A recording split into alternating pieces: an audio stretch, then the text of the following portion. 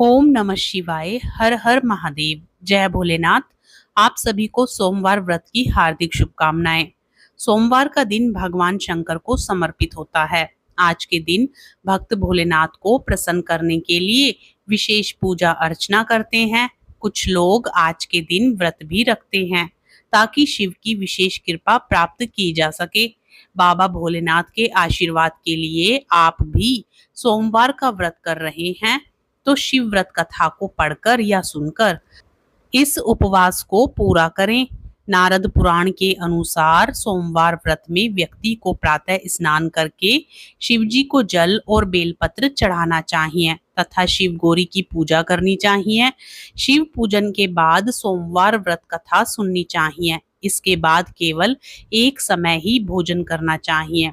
साधारण रूप से सोमवार का व्रत दिन के तीसरे पहर तक होता है, मतलब शाम तक रखा जाता है। सोमवार व्रत 3 प्रकार का होता है: प्रति सोमवार व्रत, सौम्य प्रदोष व्रत और 16 सोमवार का व्रत। इन सभी व्रतों के लिए एक ही विधि होती है। एक समय की बात है, किसी नगर में एक साहूकार रहता था। उसके घर में धन की कोई कमी नहीं थी, लेकिन उसके कोई संतान नहीं थी। इस कारण वह बहुत दुखी था। पुत्र प्राप्ति के लिए वह प्रत्येक सोमवार व्रत रखता था और पूरी श्रद्धा के साथ शिव मंदिर जाकर भगवान शिव और माता पार्वती की पूजा करता था। उसकी भक्ति को देखकर एक दिन माँ पार्वती प्रसन्न हो गई और भगवान शिव से उस साहूकार की मनोकामना पूर्ण करने का आग्रह किया। पार्वती जी की इच्छा सुनकर भगवान शिव ने कहा कि हे पार्वती, इस संसार में हर प्राणी को उसके कर्मों का फल मिलता है और जिसके भाग्य में जो हो उसे भोगना ही पड़ता है। लेकिन पार्वती जी ने साहूकार की भक्ति का मान रखने के लिए उसकी मनोकामना पूर्ण करने की इच्छा जताई। माता पार्वती के आग्रह पर शिवजी ने साहूकार को पुत्र प्राप्ति का वरदान तो दिया, लेकिन साथ ही यह भी कहा कि उसके बालक की आयु केवल 12 वर्ष होगी। माता पार्वती और भगवान शिव की बातचीत को साहूकार सुन रहा था। उसे ना तो इस बात की खुशी थी और ना ही दुख। वह पहले की भांति शिव जी की पूजा करता रहा। कुछ समय के बाद साहूकार के घर एक पुत्र का जन्म हुआ। जब वह बालक 11 वर्ष का हुआ तो उसे काशी पढ़ने के लिए भेज दिया गया। साहूकार ने पुत्र के मामा को बुलाकर उसे बहुत सारा धन दिया और कहा कि तुम इस बालक को काशी विद्या प्राप्ति के लिए ले जाओ और मार्ग में यज्ञ कराना। जहाँ भी यज्ञ कराओ वहाँ ब्राह्मणों को भोजन कराते और दक्षिणा देते हुए जाना। दोनों मामा भांजे इसी तरह यज्ञ कराते और ब्राह्मणों को दान दक्षिणा देते काशी की ओर चल पड़े। रास्ते में एक नगर पड़ा जहाँ नगर के राजा की कन्या का विवाह था, लेकिन जिस राजकुमार से उसका विवाह होने वाला था वह एक आंख से काना था। राजकुमार के पिता ने अपने पुत्र के काना होने की बात को छुपाने के लिए एक चाल सोची।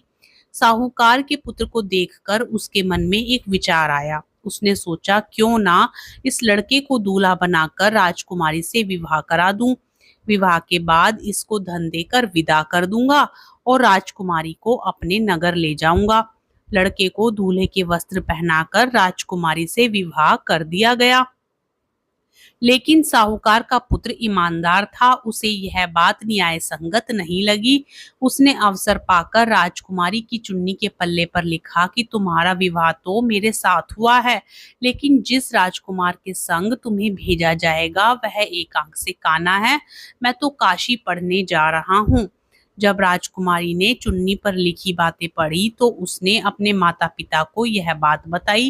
राजा ने अपनी पुत्री को विदा नहीं किया, जिससे बारात वापस चली गई। दूसरी ओर साहूकार का लड़का और उसका मामा काशी पहुंचे और वहां जाकर उन्होंने यज्ञ किया। जिस दिन लड़के की आयु 12 साल की हुई उसी दिन यज्ञ रखा गया। लड़के ने अपने मामा से कहा कि मेरी तबीयत कुछ ठीक नहीं है। मामा ने कहा कि तुम अंदर जाकर सो जाओ। शिवजी के वरदान अनुसार कुछ ही देर में उस बालक के प्राण निकल गए। मृत भांजे को देख उसके मामा ने विलाप शुरू किया। संयोगवश उसी समय शिवजी और माता पार्वती उधर से जा रहे थे। पार्वती ने भगवान से कहा, स्वामी, मुझे इसके रोने के स्वर सहन नहीं हो रहे। आप इस व्यक्ति के कष्ट को अवश्य दूर करें। जब शिवजी मृत बालक के समीप गए तो वह बोले कि यह उसी साहूकार का पुत्र है जिसे मैंने 12 वर्ष की आयु का वरदान दिया। अब इसकी आयु पूरी हो चुकी है। लेकिन मातृ भाव से विभोर माता पार्वती ने कहा कि हे महादेव, आप इस बालक को और आयु देने की कृपा करें, अन्यथा इसके वियोग में इसके माता पिता भी तड़प तड़प कर मर जाएंगे। माता पार्वती के आग्रह पर भगवान शिव ने उस लड़के को जीवित होने का वरदान दिया। शिवजी की कृपा से वह लड़का जीवित हो गया। शिक्षा समाप्त करके लड़का मामा के साथ अपने नगर की ओर चल दिया। दोनों चलते हुए उसी नगर में पहुंचे जहां उसका विवाह हुआ था। उस नगर में भी उन्होंने यज्ञ का आयोजन किया। उस लड़के के ससुर ने उसे पहचान लिया और महल में ले जाकर उसकी खातिरदारी की और अपनी पुत्री को विदा किया। इधर साहूकार और उसकी पत्नी भूखे प्यासे रहकर बेटे की प्रतीक्षा कर रहे थे।